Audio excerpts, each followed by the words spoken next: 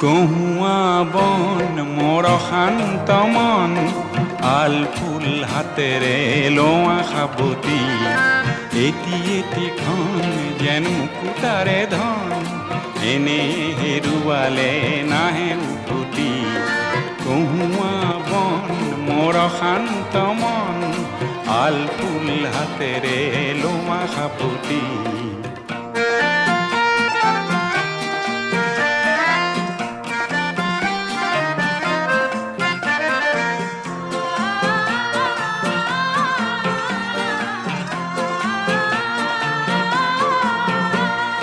নীলা আকাশৰ একোটি তৰা